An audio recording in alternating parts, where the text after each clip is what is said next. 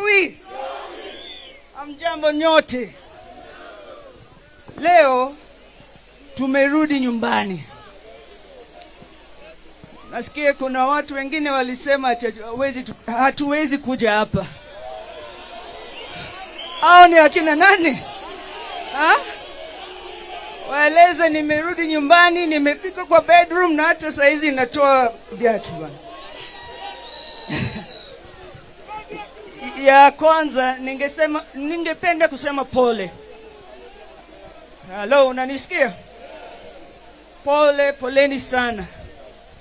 Mlimpoteza baba. Na najua hiyo uchungu. Mlimpoteza baba yenu. So poleni sana. Leo nilisema sitaongea sana juu ya siasa. Lakini unajua mimi ni chogo. And it's our nature kama kitinda mimba. Ukiona makosa lazima uchome. So leo nimekuja kuchoma.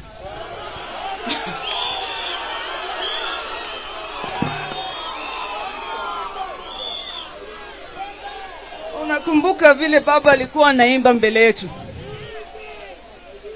Sana sana wakati mambo ilikuwa tight sana. Tulimwona akija mbele yetu na alikuwa anaimba nyimbo zake zilizopendwa. Nilikuwa nafikiria hiyo siku ipofika nitaimba nyimbo gani. Lakini unajua sisi kama vijana wimbo zetu hazifai kila wakati. Sana sana kuna nyimbo ya Tupac ningependa kuimba hapa leo.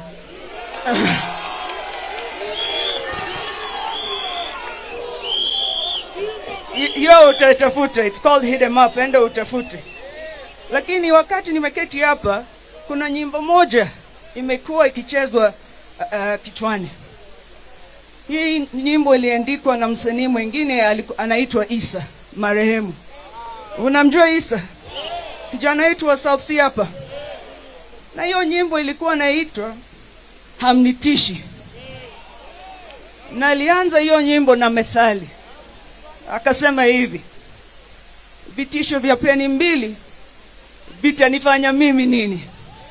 Hamnitishi, hamnibabaishi.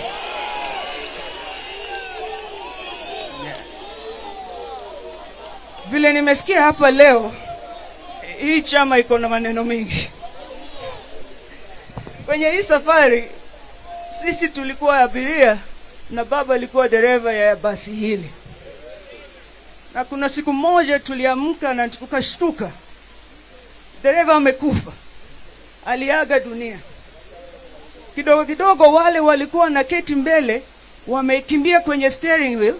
Kila mtu anavuruta pande hii, mtu mwingine pande hii, pande hii, pande hii. Wametusukuma sisi kama abiria, wametusukuma kama magunia. Tuko nyuma. Wamesahau. Na vile tunasema hapa leo, ngojeni.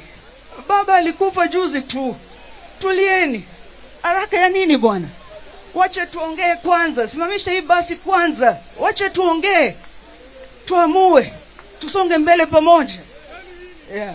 Umenipata? Watu wangu, nataka mkuwe gangari. Sisi kama familia tuko kwenye faction hili ama kundi ile ama sijui nini. Sisi ni team baba. Sisi ni watu tuliokuja kwenye hii chama, we believed in what baba was teaching us. Na sasa tunaona si kila mtu miongoni mwetu who believed in baba. Wengine walikuwa wakimtumia tu. Wamesahau kazi ya uongozi. Ama wamesahau vile hii chama ilianza. Wacha niwakumbushe. 2007 nchi iliwaka. Ni ODM ndio ilisimama na watu. 2013 kura iliibwa. ODM ni sisi tulitoka hapa maandamano. Ni akina nani? 2017 ndio ilikuwa mbaya. Ni sisi tulitoka maandamano. Tulienda hapa town. Tulilamba lami. Ni sisi. wakati wa swearing in mlikuwa hamko? Kuna wale wengine wanaongea sasa, sikuwaona siku hiyo. 2022 pia tena tulitoka maandamano. Ni sisi ama si sisi? Sasa after that tulikuwa na hii process ya Gen Z. Baba alitoka juu nchi ilikuwa naenda vibaya. Vijana wetu walikuwa wamepigwa risasi, watu walikufa, biashara zimefungwa. So baba akatoka kuleta utulivu wetu wa nchi. Baba hakuwa psychophant. Hakuna siku baba aliwahi kutuambia kwamba ametuacha hapa ama wapi ama wapi. Hakuna siku.